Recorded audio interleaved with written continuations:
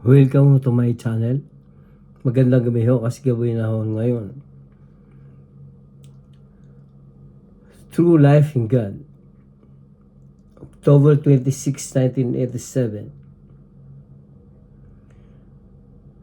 On the night of the 24th, God enlightened me to understand further the meaning of the apparition of Saint Mary as an immense statue to my cousin. It was to confirm that God is willing and allows statues in His church, which represent His image, and this of Saint Mary.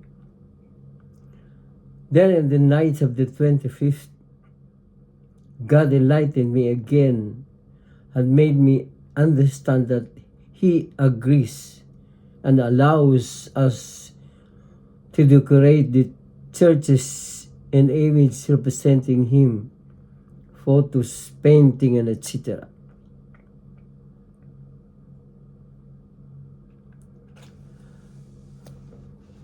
Ito ang sunulat ho ni Miss Basula Raiden. Tinig niya ho ito eh. At dito ho sa second paragraph, ito na ho ang tinig ng Panginoon.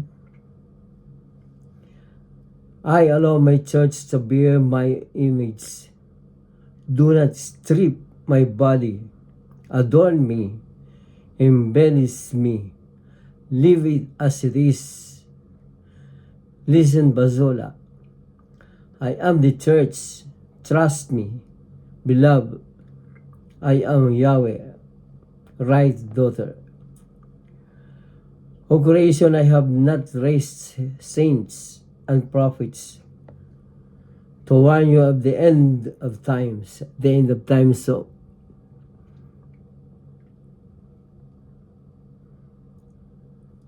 have I not foretold that I will send you from my celestial hall an angel proclaiming my secret intention, so that it may be fulfilled? The constancy of my words will be reaffirmed. I have not foretold you that my messenger's mission will be to communicate my revelation. My testimony is the spirit of prophecy. Rejoice and exalt all you who are faithful.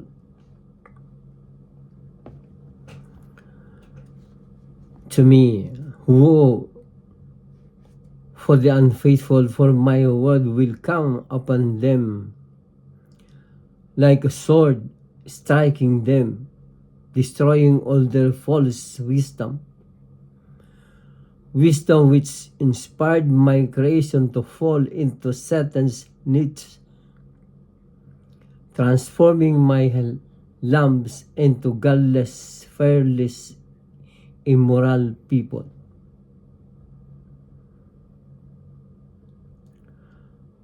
I have, Basula, given you a vision of warning, an illusion of what I have done to Sodom and Gomorrah.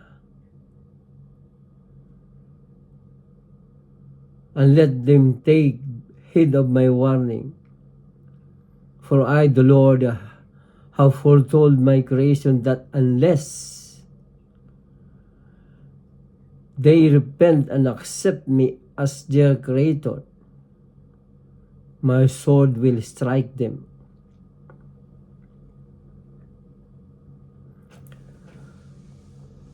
Sodom and Gomorrah ang binabanggit niya rito eh. Na isa ho sa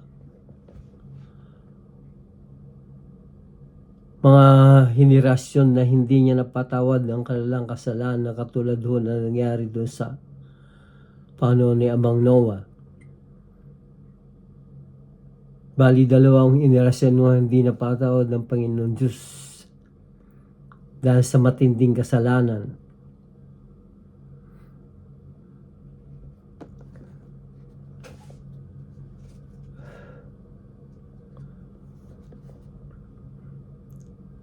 Kung alam mo nang naging kasalanan na doon sa Sodom at Gomorrah, iba rin maulit ho ito ngayon. Katulad na nangyari ngayon, nauulit naman ho yung nangyari doon. Yung mga matinding baha, diluvyo ang nangyari doon sa panahon ni Amang Noah. Dahil sa ating mga matinding kasalanan.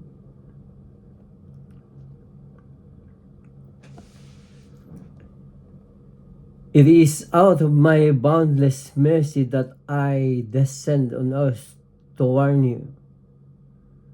I am the Spirit of truth who speaks. Listen to what I have to tell you, my church's creations. Do not stand still. For while my warnings, I am standing at the door, knocking. If anyone hears my voice and opens the door, I, the Lord, will enter to share his meal, side by side with him. Do not fear, I am fulfilling my words. Therefore you and I stand.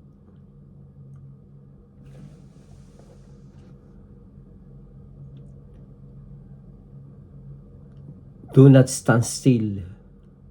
Forward my warnings. Ito yung sinasabi ko. Andito na ho ako dito sa volume 1 na sinabi ko noon na nandun ako sa volume 2. Do not stand still for while my warnings. Kaya itong ginagawa ko ay fino-forward ko ho sa inyo kung sino man makakapanood sa kanilang YouTube cellphone na maalaman nila ang katotohanan. Sapagkat hindi ko lang ho gawa-gawa ito, parang inuutusan ho ako nito eh. Dahil nabasa ko ito, meron na ako ng libro nito, True Life in God.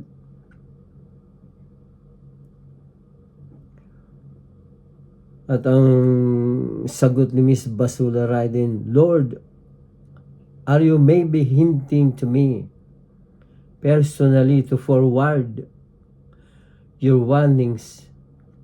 If yes, how, Lord, more than photocopy?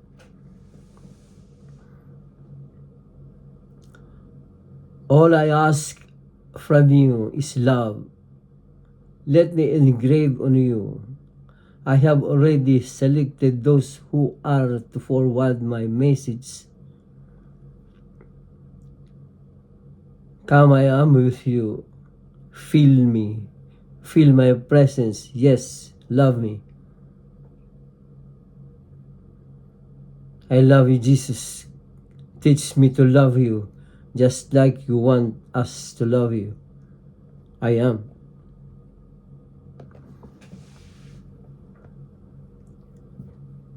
Ito hong petsan to, itong mensahe ito, October 26, 1987, ay binalaking ko ito, binabasa ko sa inyo. Dahil nagawaan ko na ho ito ng content kagabi.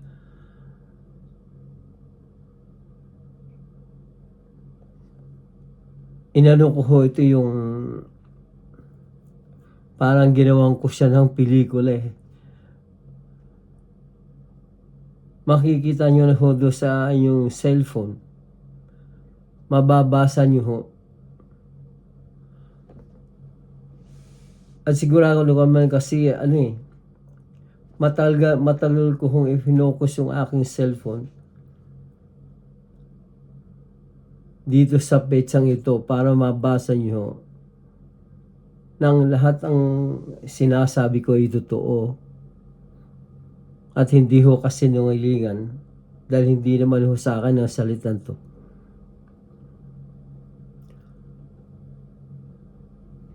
At sana ho magsilbing magkaroon ho ng puwang sa inyong puso, sa inyong buong pagkatao, na ang nakasulat dito o mababasa niyo dun sa inyong cellphone, na ang lahat ay totoo. Walang kasinungalingan dito sa libro to, True Life in God.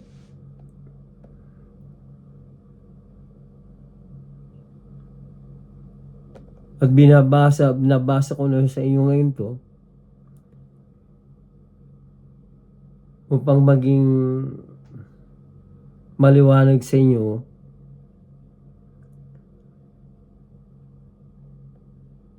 na ang sinasabi ko noon, do not stand still, forward my warnings. Para hong inuutosan ako na i-forward ko, ikwento ko, iparating sa inyo kung ano man ang mga mensahe dito sa libro nito. Marami yun ito eh. Makapal itong libro nito, mayroon pa. Volume 1 ho ito, mayroon pang volume 2.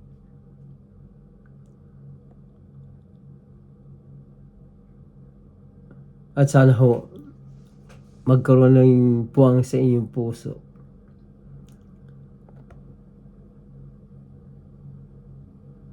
Nabigyan ho ninyo ng pansin, pagkakataon, ang mga mensaheng ito na ginawa ko ho ng content.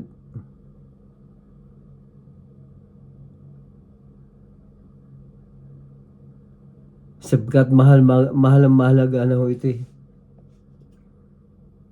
Dahil doon sa ibang mga mensahe niya eh.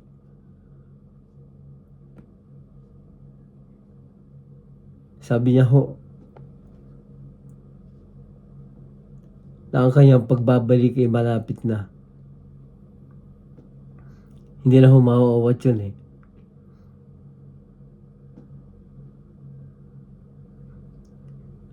At sana ho, ikalat ho ninyo itong mga mensaheng mapapanood ho sa inyong cellphone, sa YouTube, at ishare ho ninyo para marami makaalam, kumalat,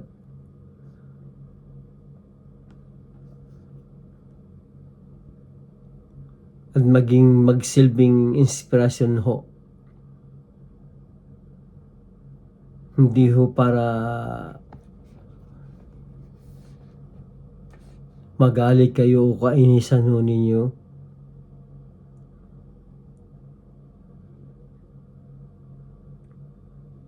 Dahil ito ay mga mensahe galing sa Diyos. Hindi ho galing kay Miss Basula Raiden.